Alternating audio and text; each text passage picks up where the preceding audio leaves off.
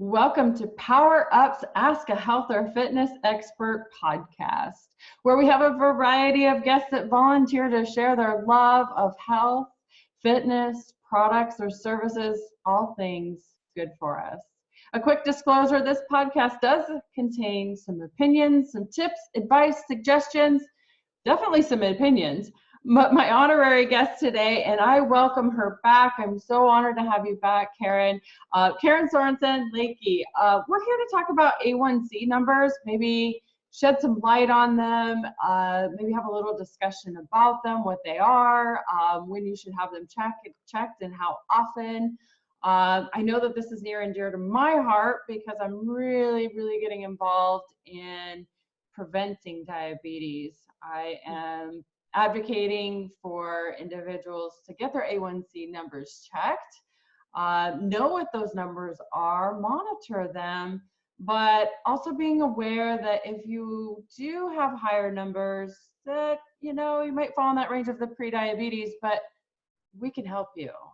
We can create a plan and we can reverse this with changing your lifestyle. So where would you like to begin? Probably with just a little basic science. So when we ingest food, it's changed into glucose in our body. And sometimes we ingest glucose, so raw in the raw form. But in our bloodstream, those glucose molecules actually combine with sites on our red cells and stick. They actually stick to the outside of our red cells. Now, red cells last for about 120 days, and then they basically self-destruct and are reclaimed by the body, and different pieces are pulled back in and saved and recycled and so on and so forth. And so by measuring the amount of glucose that's wrapped around these red cells, we can basically get an idea of what our diet looked like, of what our what we've ingested over the last 3 months, 4 months. And so this measurement, this test is called hemoglobin A1C. And it's basically a measurement of the amount of glucose on your red cells. So, yeah. Fantastic. Yeah. So I've always known it to be an average of 3 months. I love that you added a little bit in there, extra 4 months. But I guess it just depends on, your body and how you. Well, your cells are constantly cycling. So when you run the statistics, it's a 3-month turnover. Yeah. Got it. And I was told too that your A1C is most affected by that last month. Would that be true? Probably. Yeah. What we can see is some pretty dramatic changes, even with some simple, basic lifestyle changes. I have, because I'm in the business and the laboratory science, I hear these numbers and I hear the changes, and I'm, sometimes blown away by how simple some of the things that people do can make such a big impact. It's amazing. Right. Movement is one that's really I have actually, because of getting involved more into pre-diabetes and type 2 diabetes, I've actually been insulin dependent. I've actually been in those shoes. I know what it's like when your blood sugar levels are flying all over the roof. And so, but anyways, I've had some conversations with individuals that they check their blood constantly, continually throughout the day, and quite literally can go for a walk and watch their numbers just drop. Yep. But it's those spikes and those lows that concern me, and I'm really a big advocate for learning how to keep them level and consistent throughout the day. Yep. By doing so, I know personally, going through what I've gone through with my blood sugar challenges, I have a lot more energy consistently throughout the day, and especially later in the day, if I'm able to contain my food and nutrition to where I'm able to keep a consistent, steady number level. And not drop. Yeah, exactly. Not drop, not raise. So yeah, I think it's really important to understand what lifestyle changes need to take place, and getting the help and support to achieve that. Fantastic. So we kind of talked about numbers before we hopped on. Mm-hmm. And I know that that's been a bit of conversation with some individuals that I've talked to. I'll ask them, have you had your A1C numbers checked recently? And they're, oh yeah. Well, what was your number? Oh, I don't know. My doctor said it was fine. I'm like, well, what is fine? Define what fine is. Well, I don't know. Whatever, they said I was fine. And what concerns me about that is some doctors are not catching it, right? They're just like, Yes. oh, it's fine. You don't need to do anything. And actually what I have actually experienced personally, like maybe this has been years ago before my health journey, was, watch what you eat and maybe exercise some more. That's what they told me. And what did I do? Walked out the door and kept doing what I was doing. I didn't know what that meant. Like, Mm-hmm. and I didn't take it seriously because it was just like, Or I've had doctors tell me or ask me, how much do you exercise? Exercise. I don't have a gym membership. I don't go to the gym. What are you talking about? I don't have time for that. Well, what are you eating?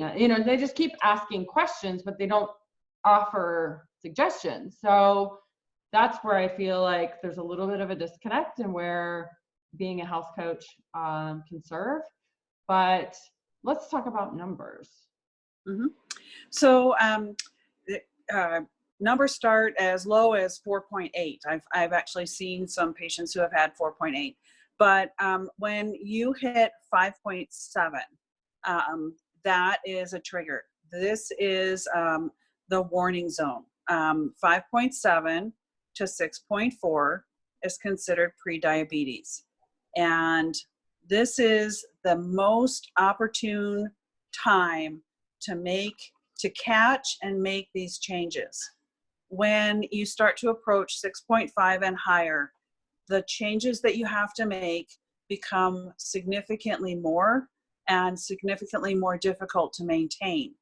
And so knowing what your numbers are and appreciating where that number lies in respect to the normal is really, really important. And you're right on when it comes to some providers who they don't want to be the bad guy. They don't want to hassle people. Maybe they've already talked to you about your blood pressure, and maybe they've already talked to you about your weight, and now they're going to talk to you about your A1C. So they don't want to load on too much bad news. So they go, and they give you these generalized ideas or suggestions, and that doesn't help us. It doesn't give us the specifics. I think with a coach, the coach can tailor this, can look at your lifestyle, can look at lots of different factors and spend that one-on-one time that a physician or a nurse practitioner just doesn't have. I mean, think about the last time that you were in to see your regular family physician. Maybe you got 20 minutes and you had to cover everything, right? Well, if A1C is only one of the aspects, one of the problems, they're going to have a hard time fitting that all in. And so knowing what your number is and then seeking out and getting advice from somebody who specializes in this, who has walked the walk, who has had even personal experience, it's so valuable. Absolutely. And I believe that if you're over 40, this should be something that you request and ask for it. What is my number? It's almost kind of like one of those things. It's a report card of, how your body is processing your diet, whatever you're consuming. And most of us are a creature of habit. We're constantly eating kind of that same thing over and over again. But, and again, a lot of people, before they go to the dentist or before they go to the doctor, they might, behave okay for a day or two before, but it's really hard to behave for 3 months before that test. So that's why I like that test. There's many other tests. There's the fasting and then the, where they load you up with a glucose drink. But I personally find that the A1C is probably the better of the options. How do you feel about that? So I kind of liken it this way. A glucose test is like taking a snapshot. If you catch somebody with their eyes closed, that's your impression, right? Mm-hmm. So the glucose is that one moment in time measurement, where an A1C is a video. And you know that you get a much better story. You get so many more details when you've got the video than when you've got just one snapshot. And so you're absolutely right that A1C is a far superior test. It's interesting that 10 years ago, that was only used to diagnose diabetes.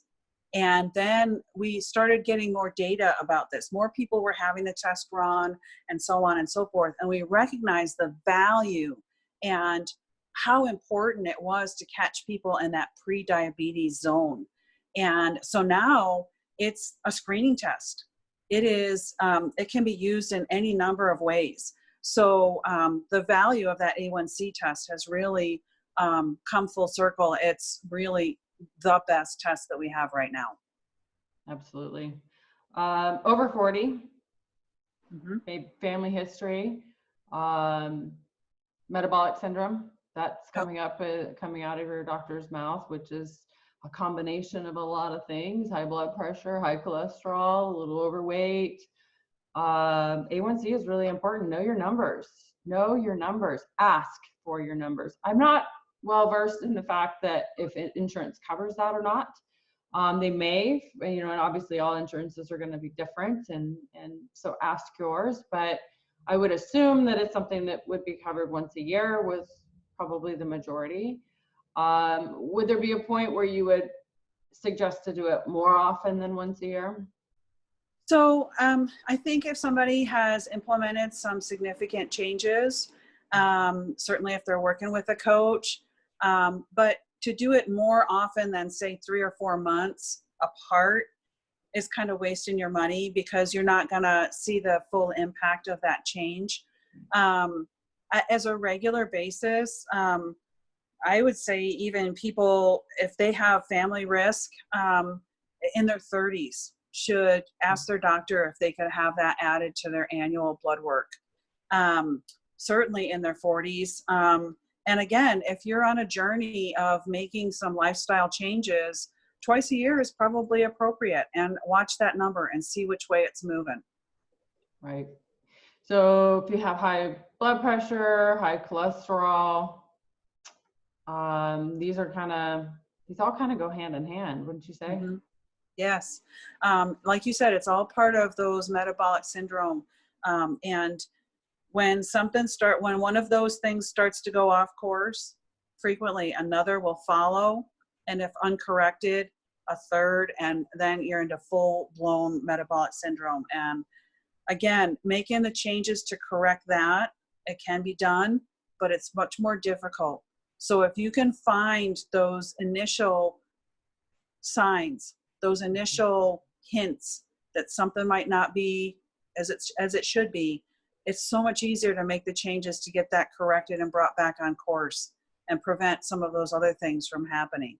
And it's amazing to me, some of the studies that I've read, the amount of change doesn't need to be this huge thing. It needs to be sustained, but as little as daily walks, or for certain people, my sister cut out drinking soda. Mm-hmm. Oh my gosh, the amount her A1C changed in 3 months, I was like, are you serious?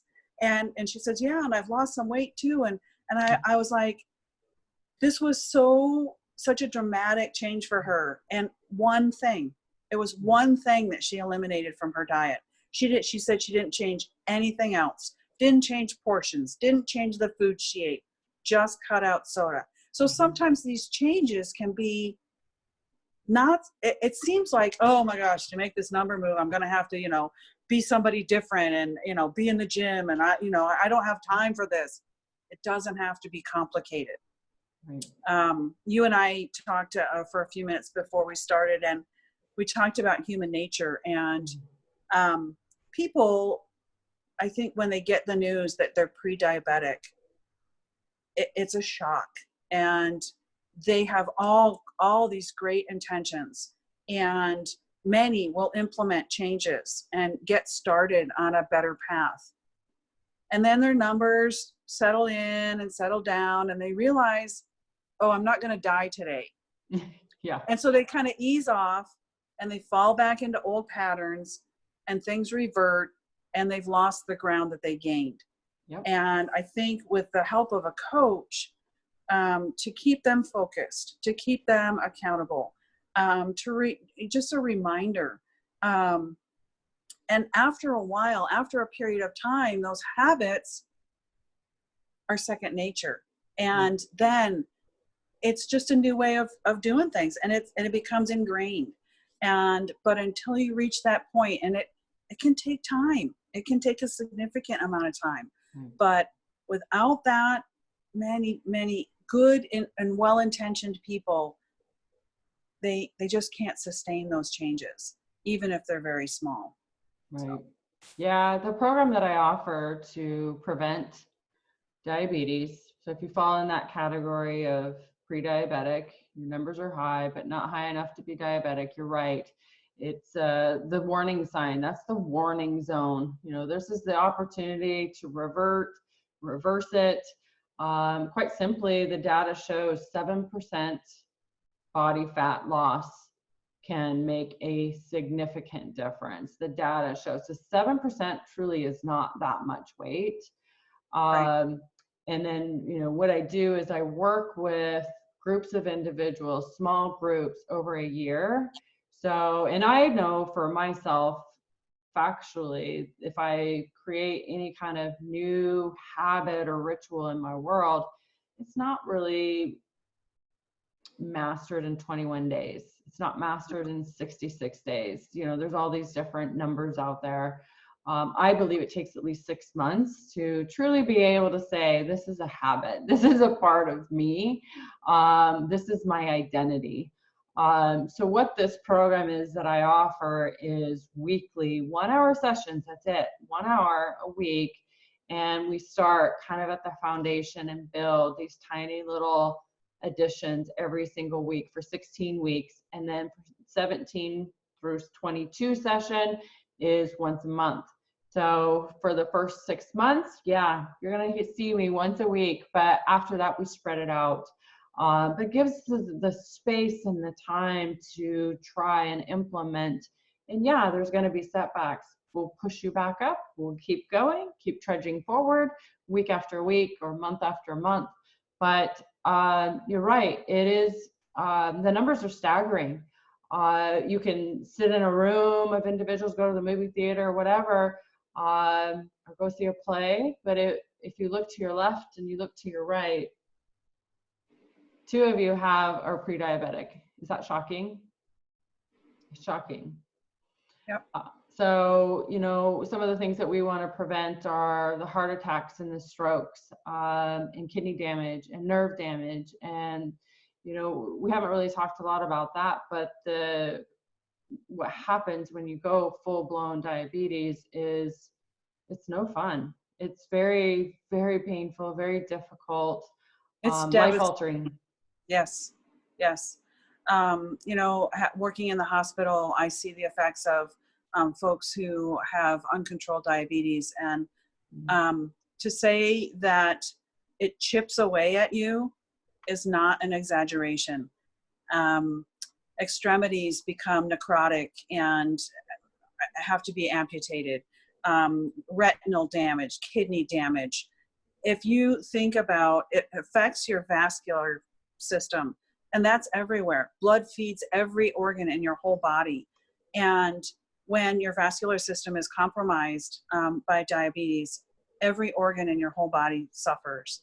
And it is absolutely devastating and incredibly difficult once you have full-blown diabetes. I was thinking about, the costs associated and the amount of money that you would spend with a health coach for the year is a drop in the bucket. It just doesn't even compare to, and people say, oh, well, it's covered by insurance. Okay, what is the cost of losing the ability to do things? What is the cost of losing some of your memory, your eyesight, the feeling in your fingertips and in your toes? Having to sit in a dialysis unit and be dialyzed 3 times a week. None of those things, that all has a cost, and it's not just money. It's the cost to you and your family and your friends, the amount of life you miss out on. It's diabetes is absolutely underrated, and people don't understand how devastating it can be. Yeah, I've had a lot of conversations over the last few weeks, some pretty heartbreaking ones, and it's pretty much amounts to, if you know someone, pretty much everyone knows someone that is either type 1 or type 2 diabetic, or passed away as a result of the side effects of being a diabetic, or metabolic syndrome, or whatever it's labeled. But it's interesting too, just in the last week, I've seen 2 individuals tout in Facebook that they have fatty liver syndrome, and they're like in their 30s. So you're right, checking your numbers, it's starting to become earlier and earlier. And I can't help but think that, I drive a mile up the road and there's billboards, buy 2, I don't know, whatever, Big Macs for $1 or whatever they are. It's everywhere. I go to the grocery store and, people have cases and cases of soda in their grocery carts, and all this fruit juice or all these juices and all these things that they're just not aware of what damage it's causing. And sure, it might be enjoyable in the moment, but they're just not realizing that food truly, in my world, is 90% fuel. I take very, very good care of my body because I have been insulin dependent. I know what it's like. I know how scary it is. I've been in this situation where, the doctor said, I'm going to lock you in this room until you can inject yourself with saline. Because I am terrified of needles. To this moment, I donate blood religiously every 3 months, but I look away. I just can't stand needles. But I had to get over that fear, and I had to get through that phase. But I've also been to walked into the nutritionist's office thinking, okay, I can just get a little nudge, a few tips, few advice, and I'll be off and running. And I left just confused, and I had all these papers, and I was like, I don't even know what to do with this. And I went into the grocery store and cried because I don't understand, you have all these beautiful colors and things and how I've eaten my whole life and what I crave and what I want. Why can't I have that? Why can't I eat this? I don't understand. So my journey has been pretty long, and a lot of people don't really know all the details of it, and I'll reveal it as time goes on. But it's been difficult, but I remain healthy and strong and keep my body lean and mean because I feel my best. I feel incredible. I have energy. I know that I'm in the best shape of my entire life. I have confidence. I feel an incredible amount of energy throughout the day. I look down the road and think I can travel. I can do so many different things that during that period of time being insulin dependent, I knew I couldn't do anything. I would go out and have social drinks or have fun or go to a party. It was out of the question. Life stops completely. It's embarrassing. It's terrible. So it's really, I am high risk, obviously, by being in the situation that I'm in. I'm over 40. Gestational diabetes is what I had. But it's in my family. It's rampant. It's pretty bad. But yeah, so I'm pretty certain, and based on a lot of the research that I've done and the more data that they keep finding out, is that, if I gain 15, maybe 20 pounds, I'd probably be in a little bit of trouble. So I refuse to live that way. I refuse to let myself go. I choose to be of the healthy lifestyle and teach people and be there for them and support them. And in their journey, wherever they are. So yeah, it's scary. It's what I've seen and researched with the amputations and the blindness, and it's devastating. And it's just, I refuse to let myself go like that. And if I can help, somebody avoid that, then that's incredible. It's beautiful. Yep, absolutely. Yeah. Well, good. I feel like we covered quite a bit today. I liked what you said though about doctors not wanting to be the bad guy, and that makes sense to me. Like it really, and I'm not poking fun or pointing blame, but you're right, that does make sense for the doctors, like, going through all these things and, dumping all this information in a 15-minute window. And they have so much overhead and they have so much pressure to go patient to patient to patient. But truly, there's a lot to digest in a doctor's appointment. I know I've been to many that have been scary and traumatic and life-changing. I've had back surgeries. I've had so many different things. I've been through a lot. I understand. But being that makes sense though. I loved how you put that, the bad guy, because they don't want to sit there and go, oh, you're gonna have to totally change your whole lifestyle. Well, that's a whole conversation that could last hours. So, but that is what they typically do, is just ask questions. What are you eating? How much are you working out? And they just keep going through the boxes. And what it's really meaning is we do need to be moving more. 150 minutes a week should be your goal. Moving moderately, getting out there and doing fun things. It could be dancing. It could be hiking with your friends. It doesn't have to be up mountainsides. It could be just walking through town or walking through the mall. But finding something that you enjoy and moving more, 150 minutes a week, and and catering your lifestyle, learning how to control your blood sugar levels. And I have a blood sugar monitor. It's like $120 investment to get the checker and make sure your tabs are new and fresh, but checking them and really understanding how your body processes food, and what your body likes and what your body doesn't, because everybody's different. But but also asking your doctor what your A1C number is and knowing what that is, and understanding what that means. And if you need help with that, contact either one of us. Right? Yes. Absolutely. Well, good. Well, I always enjoy our conversations on and off our podcast, Karen. You're so wonderful, and you've pushed me to keep advocating and keep going forward with my passion of being a health coach. Yeah. So I thank you so much, and I will have all your contact information in the show notes along with mine. If you guys have any questions or thoughts or comments regarding your A1C numbers. But until next time, Karen, thank you so much. Yeah, you bet. Thanks, Catherine. Bye-bye. All right, thank you. Bye.